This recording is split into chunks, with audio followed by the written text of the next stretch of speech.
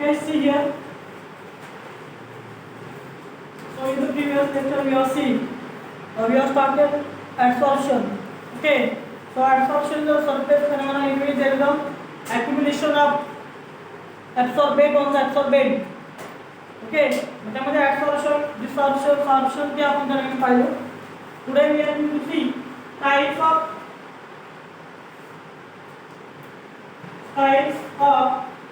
adsorption. Okay, as you know that adsorption surface phenomena, the forces which are responsible for adsorption, these are weak van der Waals forces, that is London forces or dispersion forces. Depending upon the type of these forces,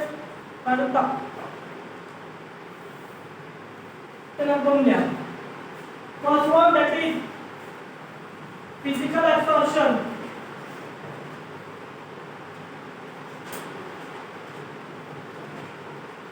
Hormonal physisorption. Okay, physisorption. Now second one is chemical absorption. Chemical absorption. Also known as chemisorption. Okay, तो दोन टाइपचे ठिकाणी आपल्याला absorption आहे. Simple आहे. Physical absorption मध्ये काय असणार आहे, हे absorbent आणि absorbent हे जे आहेत ते फिजिकल फोर्स एकमेकांना बाइंड असते की ज्या ठिकाणी फोर्स कमी असेल. आणि केमिसॉर्प्शन मध्ये काय असतं की त्यांच्यामध्ये स्ट्रॉंग बॉन्ड फॉर्मेशन झालेलं असेल, केमिकल बॉन्ड. एवढं त्या ठिकाणी फरक आहे, असे 5 ते 6 पॉईंट्स ऑफ डिफरन्स आहेत, ते आपल्याला त्या ठिकाणी पाहिजे. ओके, सो इथं आपल्याला यांची त्या ठिकाणी पॉईंट्स ऑफ डिफरन्स त्या ठिकाणी पाहिजे की what is the physical absorption and what is the chemical absorption. Okay, so physisorption and next one, that is chemisorption. Okay, आता याच्यामध्ये मागाशी आपण म्हटलं होतं की याच्यामध्ये त्या ठिकाणी काय weak forces involved. जे काय van der Waals forces त्या ठिकाणी आपण पाहिले होते, these weak van der Waals forces that are involved in the formation of the physical adsorption. म्हणजे absorbent आणि absorbent एकमेकांच्या कॉन्टॅक्ट मध्ये आल्यानंतर काय होतं, adsorption होतं. आपण काल पाहिलं होतं. आता तुम्हाला एक्झाम्पल दिलं होतं की श्रीखंड आणि चमचा, त्यांचं जे काय absorption आहे ते फिजिकल absorption आहे. ओके, तेवढ्या पुरतं त्यांचं आहे. त्यांच्यामध्ये काही फोर्सेस आहेत ते weak van der Waals forces आहेत. आता इकडे तुम्ही जर पाहिलं तर केमिकल फॉर्मेशन मध्ये काय होतं की स्ट्रॉंग केमिकल बॉन्ड तयार होते. ओके, सो इथं काय म्हणतात की स्ट्रॉंग केमिकल बॉन्ड किंवा त्यांच्यामध्ये काही त्यांच्यामध्ये बॉन्ड असणार आहे, तर बॉन्ड त्या ठिकाणी काय असणार आहे की केमिकल नेचर असणार आहे, जसं कोव्हॅलेंट किंवा आयनिक बॉन्ड. ओके, तर इथं काय होणार की दोघांमध्ये बॉन्ड फॉर्मेशन आहे ते are more stronger than physical absorption. Okay, now the second one याच्यामध्ये आहे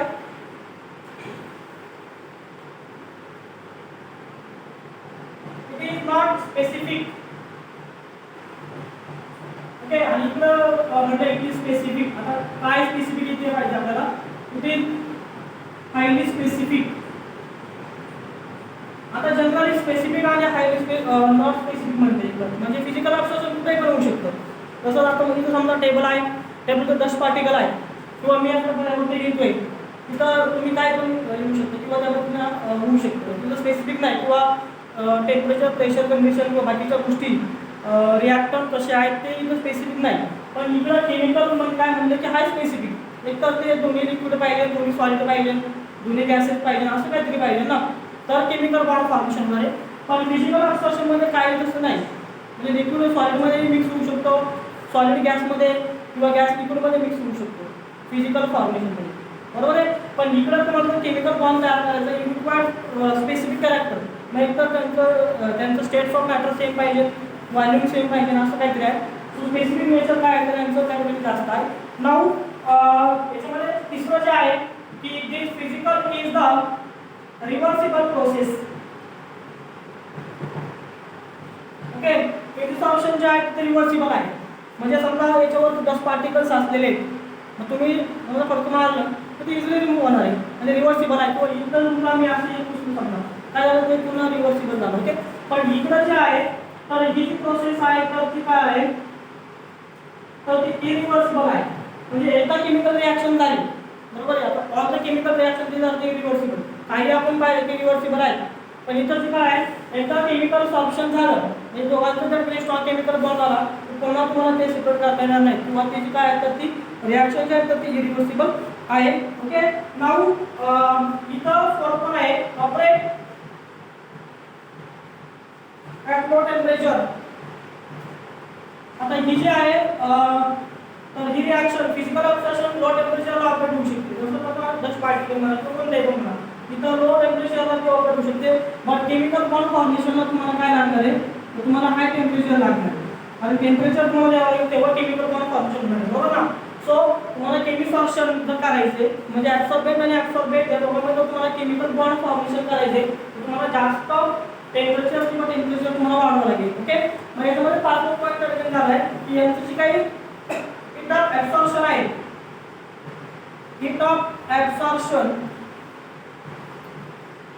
ते लो आहे, but in case of the they have high heat of absorption. म्हणजे काय, आता मी खाल्यावरती लिहिलं की ॲब्सॉर्प्शन झालं, इथं एनर्जी जी काय केली असते पुढे करताना, बरोबर ना. काही ना काहीतरी एनर्जी लागलेली आहे, असं काही नाही कोणताही वर्क विदाऊट एनर्जी होणार नाही, बरोबर ना. कोणताही वर्क असू द्या, तुम्ही बसल्या तुम्ही आपल्या डोळ्याची पापणी जर समजा हलवली तरी तुम्हाला तिथे एनर्जी लागलेली, बरोबर ना. किंवा फॅन चालू आहे किंवा कोणतीही वस्तू आहे ती विदाऊट एनर्जी होणार नाही, काहीतरी एनर्जी तुम्हाला प्रोव्हाइड करावं लागेल, बरोबर ना.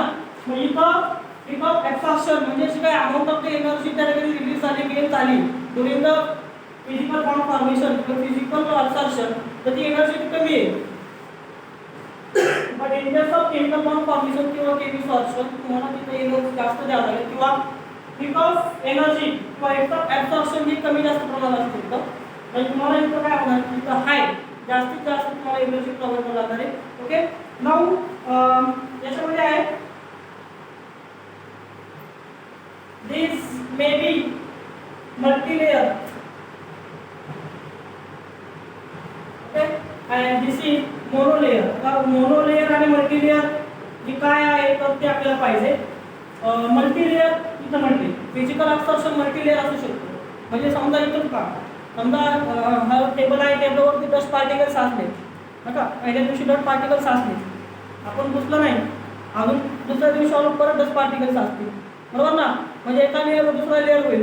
इथं काय म्हणलं आहे केमिकल ॲब्सॉर्प्शनमध्ये मोनोलेयर आहे, म्हणजे एकदा ती केमिकल रिॲक्शन झाली पुन्हा काय होणार नाही की मॉलिक्युल्स त्या ठिकाणी अवेलेबल असणार नाही. म्हणजे एकदा ॲब्सॉर्बेट आणि ॲब्सॉर्बेट एकमेकांशी रिॲक्ट झाले स्ट्रॉंग बॉन्ड फॉर्मेशननी, त्यांचा सरफेस काय असणार नाही, surface is not available for the further reaction. समजते ना, पुढच्या रिॲक्शनमध्ये अवेलेबल असणार नाही. कारण का, तर इथं काय होणार की त्यांच्यामध्ये स्ट्रॉंग बॉन्ड फॉर्मेशन होते. एकदा स्ट्रॉंग बॉन्ड फॉर्मेशन झाला there surface area there chemical bond not available for the reaction, so this reaction will be monolayer. आता याच्यामध्ये तुम्ही जर पाहिलं एक्झाम्पल जे दिलेले at low temperature, okay, nitrogen gas physically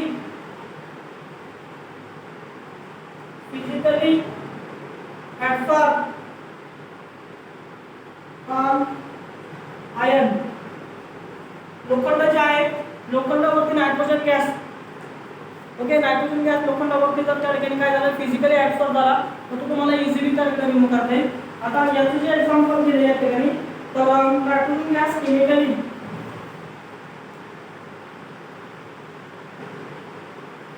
absorb Fe at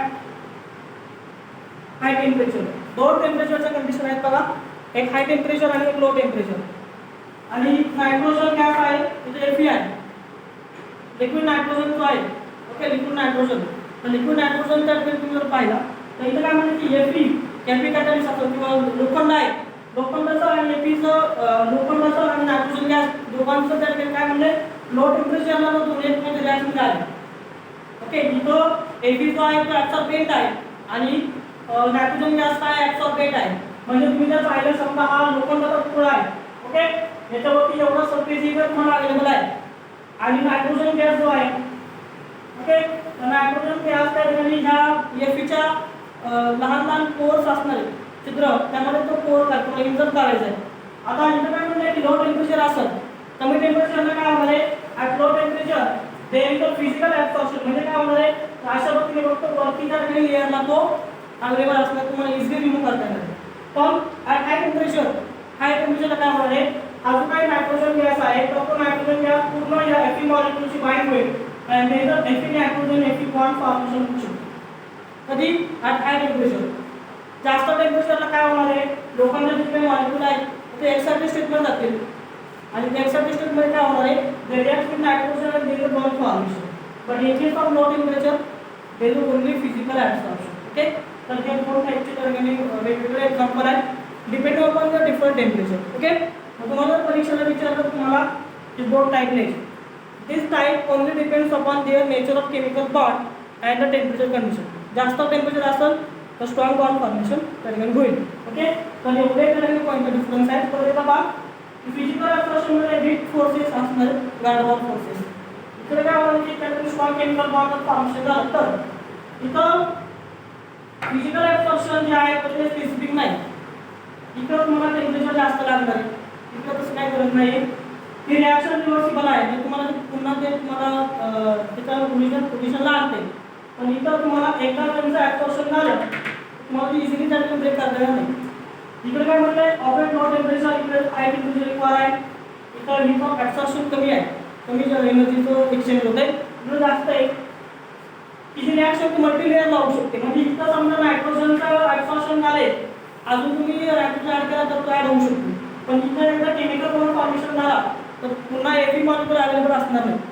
okay आणि शेवटचं हे एक्झाम्पल आहे तर नायट्रोजन गॅस Fe वरती तुम्ही त्याने पेंट केला at different temperature low and high there is a two difference. Okay तर परीक्षा तुम्हाला 3 मार्कला विचारली की difference between physical absorption chemical absorption तुम्हाला एवढं पॉईंट ऑफ डिफरन्स त्या ठिकाणी द्यायचे आहे. ओके समजलं तुम्हाला. So write down the physical absorption and chemical absorption.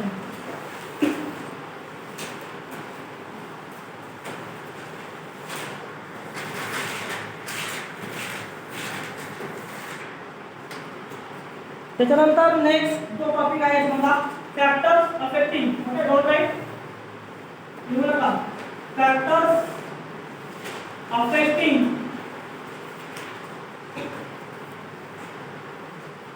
absorption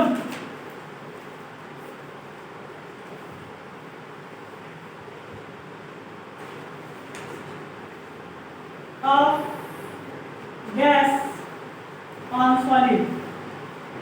okay कोणकोणते फॅक्टर्स आहेत ते आपल्याला स्टडी करायचे. जनरली इथं काय म्हटलंय की गॅस आणि सॉलिड याच्यामध्ये ॲब्सॉर्बेंट कोण आहे ॲब्सॉर्बेंट कोण आहे तो ते टाइप्सचे काय आहेत त्याच्यामध्ये पहिला आहे nature of ॲब्सॉर्बेंट and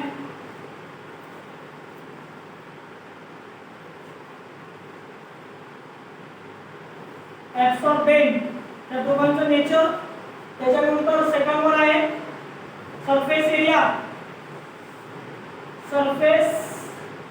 area of ॲब्सॉर्बेंट. त्याच्यानंतर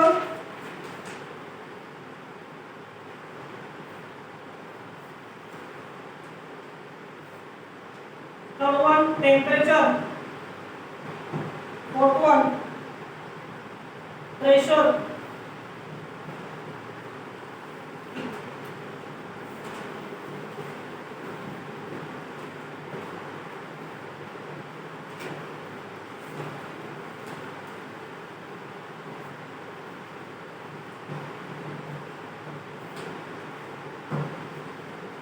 ओके सिंपल आहे. पहिलं काय म्हणते नेचर ऑफ ॲब्सॉर्बेंट आणि ॲब्सॉर्बेट. याच्यामध्ये सॉलिड आणि गॅस. सो विच इज ॲब्सॉर्बेंट आणि ॲब्सॉर्बेट.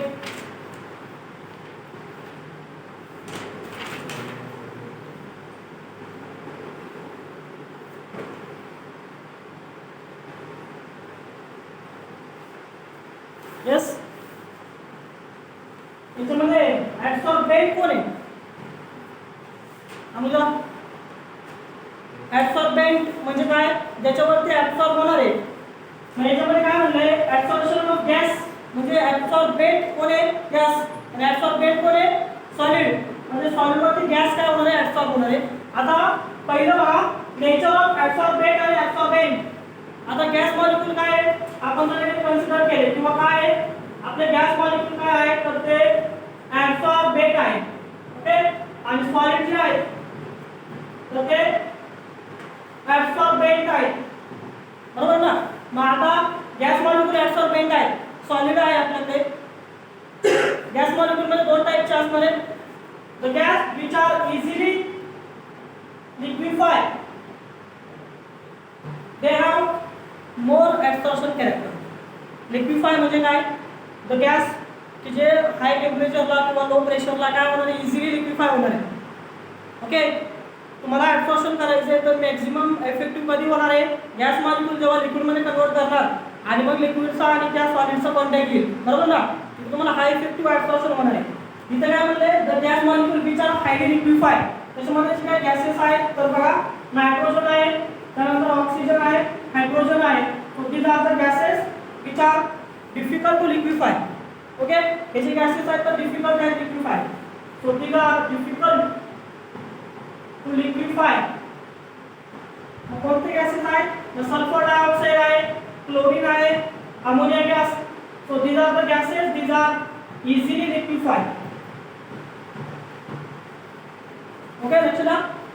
नायट्रोजन, ऑक्सिजन, हायड्रोजन जे आहे ते तुम्हाला इझिली लिक्विफाय करता येणार नाही, म्हणजे त्यांना तुम्ही अंडर हाय प्रेशर तुम्ही लिक्विडमध्ये कन्वर्ट करता येणार नाही, तुम्हाला जास्त टेम्परेचर प्रेशर लागेल. पण हे जे आहे सल्फर डायऑक्साइड, क्लोरीन गॅस किंवा अमोनिया गॅस, अमोनिया गॅस तुम्ही लॅबमध्ये तयार करू शकता. आपण कार्बन काय प्रॅक्टिकल्स आहेत की तिथं अमोनिया फॉर्मेशन होते, किंवा sulphur dioxide, chlorine gas, chlorine सुद्धा आहे आपल्याला. HCl ची रिॲक्शन तुम्ही जर केली डिअमोनायझेशन मध्ये तर क्लोरीन रिमूव्ह होते. तर दोन रिॲक्शन आपल्याला प्रॅक्टिकल आहेत बारावीला. मग हे जे आहेत सल्फर डायऑक्साइड, क्लोरीन किंवा अमोनिया हे तुम्ही इझिली लिक्विफाय करू शकता, बरोबर आहे. पण इथं हे जे आहे हायड्रोजन, ऑक्सिजन, नायट्रोजन हे जे आहे ते तुम्हाला इझिली लिक्विफाय होणार नाही. So the gas which are easily liquefy they have higher extent of the absorption.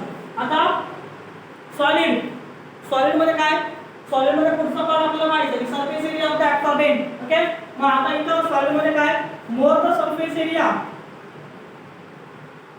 Yes, more the surface area more the absorption. समजतंय ना. जेवढा जास्त सरफेस एरिया असेल, समजा हा टेबल आहे, हा टेबल जेवढा जास्त मोठा असेल तेवढं जास्त डस्ट पार्टिकल्स असेल ना.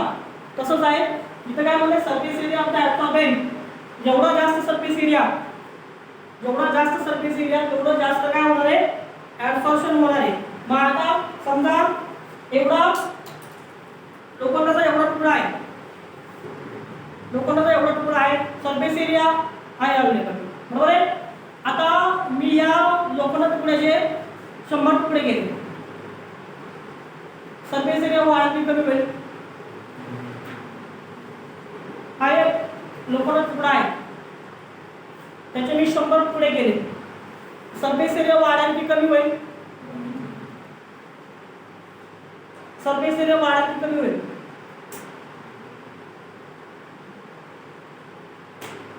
कमी होईल कुठं शिकला, सरफेस एरिया समजा हा लोखंड तुकडा आहे, सरफेस एरिया तिथं मी कट केला, इथलाही सरफेस एरिया वाढेल ना.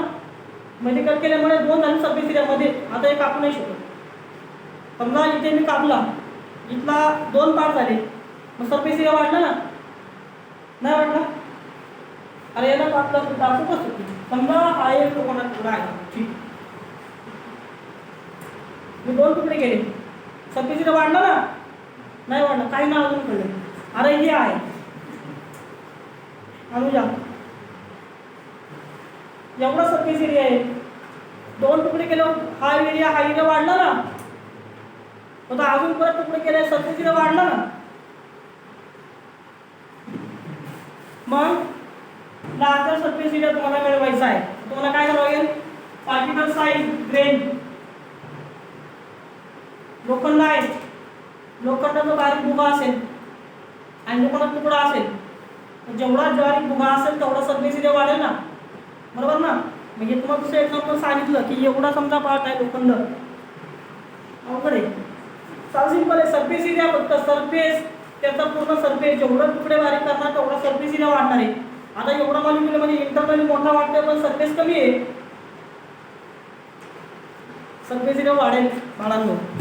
ओके. आता इथे म्हणजे ग्रेन साईज. मग आता लोकांना तुकड्याचे बारीक बारीक तुकडे जेवढं करसाल तेवढं जास्त सरफेस एरिया वाढणार आहे. ओके. सो इथे काय म्हणताय, more the surface area more the absorption, larger particle size पेक्षा smaller particle size, grain size म्हणजे बारीक साइज असेल तेवढं जास्त सरफेस जास्त असेल तेवढं जास्त ऍब्सॉर्प्शन होणार आहे. Absorption directly proportional to surface area. Surface area वाढला ऍब्सॉर्प्शन वाढणार आहे. पुढे काय म्हणले, temperature on absorbent surface. Temperature मग पुन्हा एकदा काय, at the temperature increases absorption also increases. Temperature वाढल्यामुळे काय होते, रेट ऑफ द ऍब्सॉर्प्शन सुद्धा त्या ठिकाणी वाढते. सो टेम्परेचर आणि हे जे आहे ते डायरेक्टली प्रोपोर्शनल आहे. ओके. त्यानंतर काय म्हणते, प्रेशर ऑफ द गॅस. मग इथं सुद्धा काय की गॅस मॉलिक्यूलला जेवढं जास्त प्रेशर असणार तेवढं जास्त ऍब्सॉर्प्शन होणार आहे. इथं जे गॅसेस आहेत SO2 CO2 अमोनिया हे जे गॅसेस आहेत जेवढं जास्त त्यांचं प्रेशर असणार आहे तेवढं जास्त मॉलिक्यूल अट्रॅक्ट होणार आहेत किंवा ऍब्सॉर्प्शन होणार आहे. सो जेवढं जास्त प्रेशर तेवढं जास्त ऍब्सॉर्प्शन. ओके. तर एवढे 4 पॉईंट्स आहेत. त्याच्या लक्षात काय ठेवायचे की नेचर ऑफ द ऍब्सॉर्बेंट आणि ऍब्सॉर्बेंट याच्यामध्ये काय गॅसेस मॉलिक्यूल आहेत. मग ते जर हायली लिक्विफाय असतील, जेवढे लिक्विफाय होतील तेवढे ते जास्त ऍब्सॉर्ब होतील. ओके. याच्यामध्ये सल्फर डायऑक्साइड, क्लोरीन अमोनिया जे आहेत ते इझिली लिक्विफाय होतात त्यामुळे त्यांचा ऍब्सॉर्प्शनचा रेट जास्त आहे अल्टिमेटली. आणि हे जे आहे हे इझिली लिक्विफाय होत नाही. गॅस डायरेक्टली सॉल्युबल रिॲक्ट होणार नाही, तुम्हाला त्याला लिक्विडमध्ये कन्वर्ट करावं लागेल.